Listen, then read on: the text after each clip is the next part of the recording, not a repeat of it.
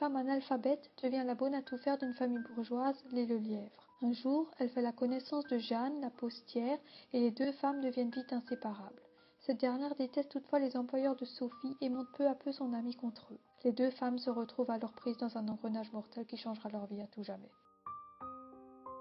La cérémonie est un film franco-allemand réalisé par Claude Chabrol en 1995. Les acteurs principaux sont Sandrine Bonner qui interprète Sophie Bonhomme, la bonne, Isabelle Huppert dans le rôle de Jeanne Marchal, la postière, Jacqueline Bisset qui incarne Catherine Lelièvre, Jean-Pierre Cassel qui joue Georges Lelièvre, Virginie Ledoyen dans le rôle de Mélinda Lelièvre et enfin Valentin Merlet qui incarne Gilles Lelièvre. Le film est adapté du roman de Ruth Rendell dont le titre en français est L'Analphabète qui a été publié en 1977. Cet ouvrage est tiré d'un fait divers français qui a eu lieu en 1933, l'affaire des sœurs Papin. Cette affaire criminelle a aussi inspiré librement une pièce de théâtre, Les Bonnes, qui a été écrite par Jean Genet. Claude Chabrol a fait appel pour l'écriture du scénario à la pédopsychiatre et psychanalyste Caroline Eliascheff afin de l'aider sur l'adaptation du roman de Ruth Rendell et sur l'analphabétisme. La cérémonie a connu un franc succès lors de sa sortie. Sandrine Bonner et Isabelle Huppert ont été récompensées de la Coupe Volpi de la meilleure interprétation féminine au Festival international du film de Venise en 1995. L'année suivante, le film a été nominé 7 fois au César, mais seule Isabelle Huppert a été primée. Elle a remporté le César de la meilleure actrice. Christine et Léa Papin, deux employées de maison, ont assassiné leur patronne, Léonie Lancelin, ainsi que sa fille Geneviève après une dispute. Le meurtre est extrêmement violent. En effet, les deux sœurs se sont acharnées sur leur victime.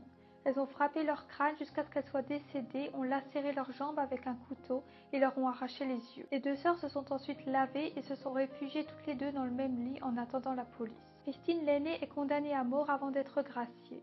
Dépressive, elle refuse de s'alimenter et meurt de malnutrition à 32 ans. Léa, quant à elle, est condamnée à 10 ans de travaux forcés. À sa sortie, elle trouve divers emplois en tant que femme de chambre. Elle meurt le 24 juillet 2001 à 89 ans. On peut trouver plusieurs points communs entre l'affaire des deux sœurs Papin et le film La Cérémonie. Tout d'abord, le lien qui unit Sophie et Jeanne peut suggérer à la fois une relation fraternelle ou sentimentale. Or, Christine et Léa Papin entretenaient possiblement une relation incestueuse. De plus, on peut voir dans le film Jeanne et Sophie entrelacées au bord du lit, ce qui peut faire référence au moment où les deux sœurs étaient dans le même lit après avoir tué leur patronne. Enfin, les deux personnages ont fait preuve d'un calme exemplaire lorsqu'ils ont tué la famille Lelièvre. Ils ont également enlevé toute trace de leur crime. On retrouve ces deux éléments dans l'affaire Papin. Claude Chabrol est un réalisateur, producteur, scénariste, dialoguiste et acteur, né le 24 juin 1930 à Paris et mort le 12 septembre 2010 dans la même ville. Il suit des études de lettres et de droit, mais abandonne, sa passion pour le 7e art étant plus forte que tout. Il se rend fréquemment dans les cinémas et finit par intégrer la revue Les Cahiers du cinéma, où il rencontre François Truffaut, Jean-Luc Godard, Éric Rohmer et Jacques Rivette.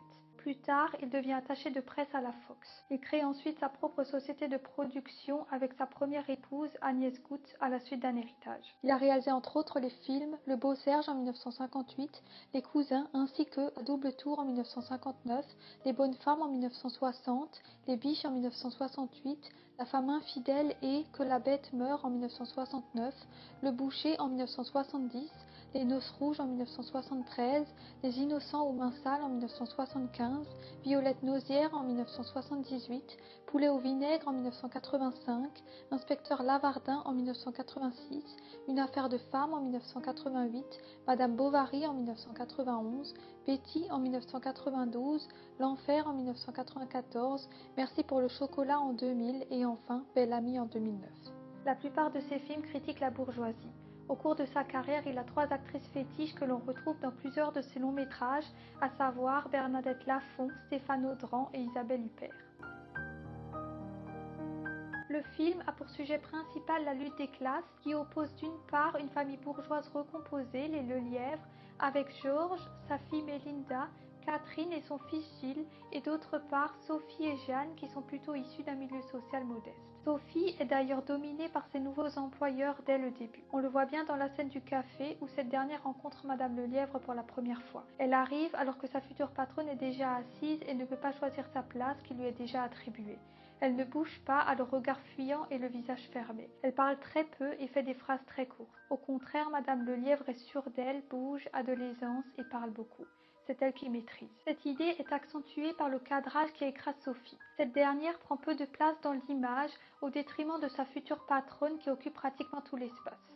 De plus, tous les objets présents sur la table sont utilisés par Catherine. Ce plan montre donc dès les premières minutes du film que tout différencie les deux personnages qui sont de classes différentes et que le dialogue est impossible. Cette lutte des classes est également présente dans la mise en scène puisque les différentes pièces de la maison des Lelièvre sont attribuées soit à Sophie, soit à ses employeurs. Cette demeure symbolise donc le conflit qui les oppose. L'espace est partagé, chacun doit rester à sa place et occuper les lieux qui lui sont réservés. Ainsi, Sophie a accès à la cuisine, l'entrée de service, sa chambre et l'escalier de service. Le salon, le bureau, la salle à manger, les grands escaliers et l'entrée principale appartiennent aux bourgeois. Le couloir est le seul endroit utilisé par tous les personnages. Tant que chacun reste à sa place, le conflit des classes est neutralisé. On le voit bien dans la scène où Sophie, après avoir servi le dîner aux Lelièvre, retourne à la cuisine finir les restes et va débarrasser la table lorsque ces derniers se dirigent au salon. La famille parle d'elle mais ne se préoccupe pas du fait qu'elle puisse entendre ses propos. Ils ne se croisent pas. La caméra ne s'attarde pas sur eux mais filme au contraire Sophie en train de débarrasser la table. Elle sort de la cuisine et y retourne quelques secondes plus tard. Sophie est donc cantonnée uniquement à son métier de bonne. D'ailleurs, on peut remarquer dans la scène où cette dernière fait la vaisselle que son tablier est assorti aux rideaux et aux meubles de la cuisine, comme si elle faisait partie du mobilier. Lorsque les Lelièvre parlent d'elle, ils utilisent à plusieurs reprises des termes qui s'apparentent à des objets comme « elle a l'air pas mal », terme qui fait également référence à la nouvelle télé qu'ils viennent d'acheter. On peut également noter des propos sexistes comme « elle est pas trop moche au moins ». Mais il y a toutefois plusieurs moments dans le film où Sophie et Jeanne dérogent aux règles mises en place. On peut citer tout d'abord la scène où Madame Lelièvre cherche son employée à la gare et ne la voit pas tout de suite car cette dernière est arrivée plus tôt et l'attend sur un autre quai que celui où elle était censée arriver. Le pouvoir est donc passé entre les mains de Sophie qui domine Catherine.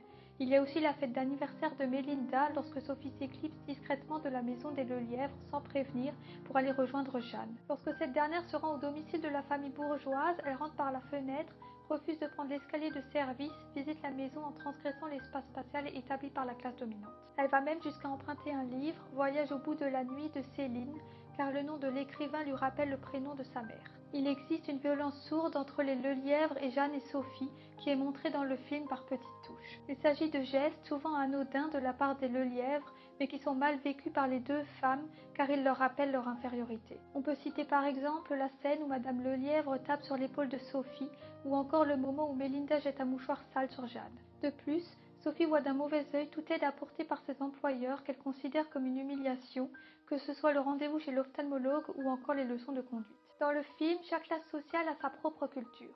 Le téléviseur est très présent, mais les personnages n'affectionnent pas les mêmes programmes, puisque la famille Lelièvre regarde un opéra Don Giovanni de Mozart, alors que Sophie se divertit devant des émissions de variété comme la Chance aux chansons, présentée par Pascal Sevran, ou encore devant des programmes pour enfants lorsqu'elle regarde les minicums.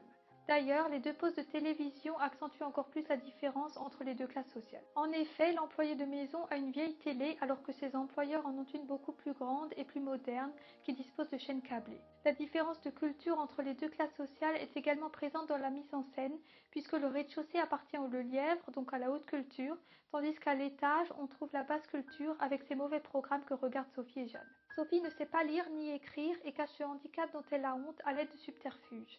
Elle est donc exclue du monde par rapport à ceux qui peuvent maîtriser, dominer ce qu'ils voient. Elle parle très peu et utilise toujours des phrases courtes qui semblent apprises par cœur comme « je sais pas, j'ai compris » ou encore « ça va ». Elle reste souvent bloquée sur le seuil de la bibliothèque, lieu de souffrance qui lui rappelle sans cesse son analphabétisme. On le voit bien dans la scène où Madame Lelièvre fait visiter la maison à Sophie. Les pièces sont présentées de manière neutre grâce à un seul plan, un panoramique, à l'exception de la bibliothèque qui est filmée du point de vue de Sophie. En effet, le réalisateur utilise un plan serré sur elle. Elle bouge ensuite légèrement la tête. Le plan suivant est un panoramique qui montre la bibliothèque. De cette manière, le spectateur a le sentiment de découvrir cette pièce du point de vue de Sophie. Ce mouvement de caméra donne un choc visuel qui retranscrit son mal-être. Elle pénètre toutefois dans cette pièce à 2 reprises, lorsque M. Lelièvre la sermonne car elle n'a pas trouvé un dossier important et lorsqu'elle tue la famille avec Jeanne avant de tirer sur ses livres. Elle prend alors enfin sa revanche sur ce handicap qui la domine depuis tant d'années. Les Lelièvre, au contraire, sont très cultivés. Catherine, la mère de famille, possède une galerie d'art. Ils aiment la musique, la peinture et la littérature. Ils adorent également voyager. Ils se rendent notamment souvent en Corse. Ils ont également un langage très soutenu et utilisent des expressions latines comme ad vitam aeternam ou encore ad hoc. Catherine s'exprime parfois avec un léger accent. Lors d'une discussion, Melinda explique à Sophie l'origine grecque de son prénom qui veut dire sagesse. Quant à Gilles, il utilise des termes très soutenus pour son âge comme démagogique ou paternaliste. Il joue sur les mots. Jeanne et Sophie sont toutes les deux issues de la classe populaire. Jeanne est très volubile, rebelle et emploie souvent un langage grossier. On le voit bien lorsqu'elle se trouve avec Sophie dans sa 2 chevaux et qu'elle chante la comptine « Il court, le furet, il fourre, le curé ». Elles sont toutes les deux immatures. Sophie est habillée comme une enfant. Elle porte des pulls à grands carreaux, des gants à motifs et des chemises roses. Lorsqu'elle se rapproche de Jeanne, elle se fait des nattes comme elle. Cette dernière a beaucoup d'influence sur Sophie qui devient d'ailleurs son double. Elles partagent un lourd secret. La première est soupçonnée d'infanticide et la seconde de parricide. Elles ne font d'ailleurs pas la différence entre le bien et le mal. En effet, lorsque les 2 femmes mangent ensemble et évoquent leurs présumés crimes respectifs, elles rigolent entre elles. Puis elles répliquent « on n'a rien pu prouver » et Jeanne s'écrie « on va aller faire le bien, ça nous changera » avant de se rendre au secours catholique en tant que bénévole. Elles ne sont pas du tout attristées. Ces propos montrent bien qu'elles n'ont pas conscience de la gravité de leurs actes. La cérémonie est un terme qui évoquait autrefois les exécutions capitales. D'ailleurs, ce sont les propres mots de Claude Chabrol qui a déclaré « J'ai pensé à la cérémonie parce que les 2 femmes considèrent cet acte comme une exécution capitale, c'est-à-dire la punition d'une faute dans une société déterminée. » D'ailleurs, cette action se fait de façon progressive, s'intensifie tout au long du film et atteint un point de non-retour. La cérémonie va s'effectuer devant la télé sur un fond d'opéra. En effet, les Lelièvre, en tenue de soirée, regardent Don Giovanni de Mozart, un opéra en 2 actes qui parle de punition divine qui attend les libertins, les immoraux, ceux qui méprisent Dieu. Chabrol signe l'arrêt de mort des Lelièvre par un plan unique. On y voit tout d'abord une vue d'ensemble du grand salon où est installée la famille. Au-dessus d'eux, sur un petit palier ressemblant à une loge d'opéra, se tiennent Sophie et Jeanne qui les observent. Sophie, qui apparaît en hauteur, domine la situation et prend le pouvoir. Son désir de revanche sociale est en route. La cérémonie va enfin commencer en 2 actes, comme l'opéra de Mozart. Jeanne et Sophie montent dans la chambre à coucher des Lelièvre, souillent le lit conjugal avec du chocolat et déchirent les habits de Catherine. Un insert sur l'écran de la TV indique que l'acte 2 commence. Sophie tue Georges à coups de fusil de chasse. Jeanne et Sophie boivent un café dans la cuisine. Jeanne et Sophie entrent au salon pour continuer leur massacre. Elles tuent tout d'abord Gilles, puis Catherine et enfin Melinda. Elles s'acharnent sur leur corps. Tout va très vite. Sophie, puis Jeanne s'attaquent maintenant à l'instrument de l'oppression, les livres. C'est fini. Les bourgeois sont réduits au silence. Jeanne et Sophie deviennent les maîtresses des lieux. Il n'y a aucune émotion sur leur visage. Jeanne emporte le magnétophone et part. Sophie nettoie une dernière fois. Quelques instants plus tard, Jeanne sera tuée accidentellement par la voiture de l'abbé. Sophie quitte la maison et voit l'accident. Elle sera sans doute condamnée pour le meurtre des Lelièvre, puisque le crime a été enregistré sur le magnétophone que retrouve un agent de police dans la voiture de Jeanne. La cérémonie traite du mal et de la manière dont il s'insinue petit à petit. Il n'est pas niché dans le crime, mais se cache dans tout ce qui précède et qui est décrit dans le film, la domination d'une classe sur une autre. Le message véhiculé par le film est que dans la réalisation d'un crime interviennent plusieurs facteurs. L'ignorance, ici c'est l'analphabétisme, mais aussi les relations sociales, comme l'effet de groupe, la folie à 2 et le milieu socio-culturel dans lequel on est. Voilà, c'est la fin de ma vidéo, j'espère qu'elle vous aura plu. N'oubliez pas de vous abonner, de liker et de nous laisser un petit commentaire. Et je vous dis à très vite pour une nouvelle vidéo.